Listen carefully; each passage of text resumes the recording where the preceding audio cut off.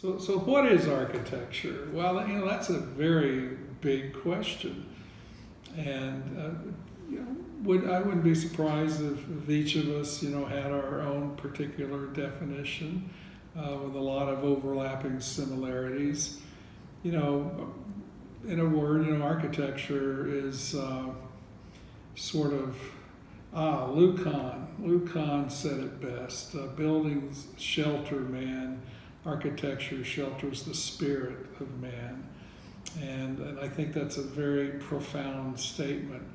But I would add to it that architecture is that what is left behind and defines our culture. If you go through or study architectural history, study ancient history, period, what you have to study is the stones that were left behind. Cities were places for expertise to be developed. You had your poets, you had your weavers, you had your cobblers, you had your farmers, and you had your masons. And as the centuries go by, what's left of that city is what the masons did. And the masons were the first architects. And so we were able to study those ancient cultures through what they left behind, and they left behind architecture. It's a wonderful history of structures.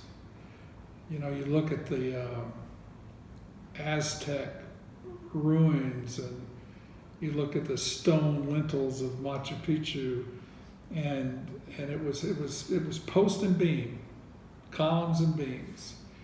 And then the Greeks, an advanced society, which actually came before, and their architecture, the temples, the Acropolis, it's columns and beams, and the columns were spaced very close together because their beams were not capable of spanning very far. Romans come along and they invent the arch, changed everything. Column spacing starts to get wider. And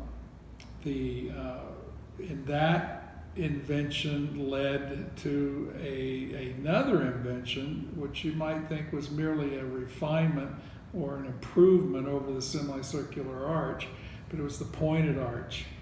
And that transferred the loads in a different way, which led to the buttresses, which led to these soaring cathedrals with stained glass walls, because the forces were carried to a skeleton on the outside of a building. Isn't that thrilling? That is architecture. That the intersection of structure and art and culture. And another definition, contemporary definition, might be it's where all the parts are related to all the other parts, and that nothing's arbitrary. There's reasons for everything. So I agree with Frank Lloyd Wright. I think architecture is the mother art. All the other ones are very important, but the art of architecture is what has defined our culture for a millennium.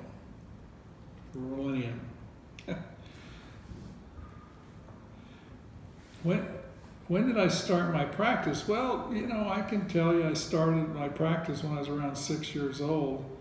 And, of course, that was just playing and recognizing. And actually, even at that age, I could respect my obvious attraction to what I would later find out was architecture. And even later, I'd find out how to spell it.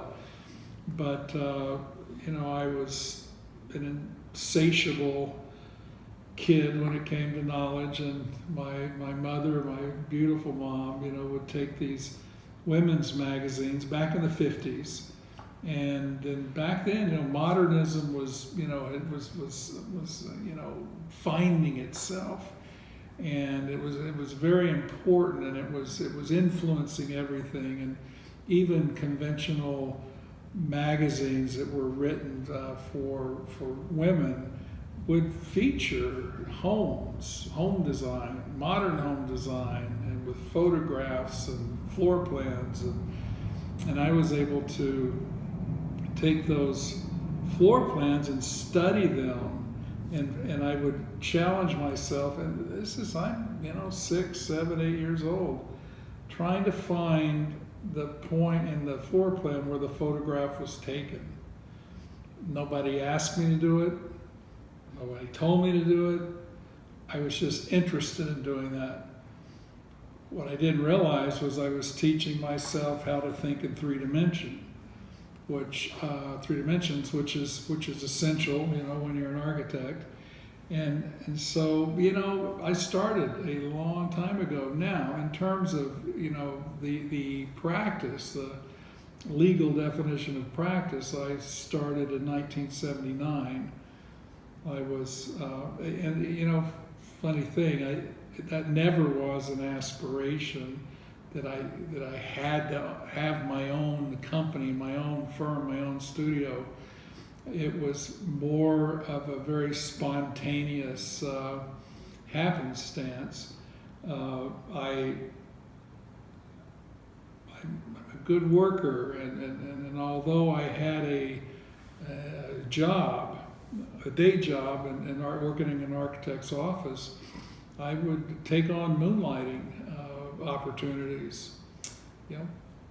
People would find out I worked for an architect, and I wasn't licensed at the time, but they would take advantage of that and think they were getting some architectural advice or work or design for a discount. They probably were taking advantage of me. I don't care. I was able to practice architecture, and more importantly, I was able to begin to feel the weight of the responsibility of having my own studio. But I got so busy that eventually I had to make a choice, and I made a good choice. I quit my day job, and I went into private practice.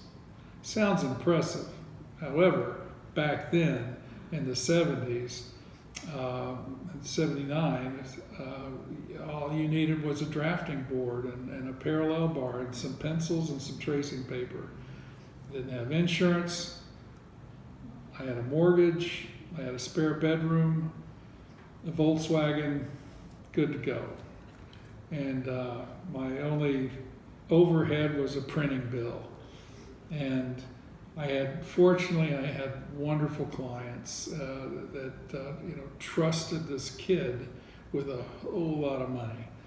And I also built my first two houses. It was more like I was a general contractor for my first two houses. Again, I had no experience in doing that either. But it's, when you just jump in head first, you got to figure it out. And it's one hell of an education. And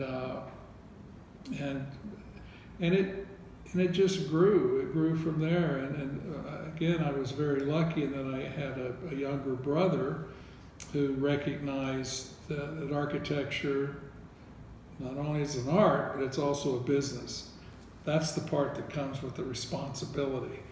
And when he arrived 5 years after I started Jones Studio, his main focus was to develop Jones Studio into a legitimate, credible business. First thing we have to do is get out of the third bedroom and actually get some office space, which we did in this beautiful, modern steel and glass building by one of Arizona's pioneer modernists, Al Beadle. Never thought we would be in that same space for 38 years, and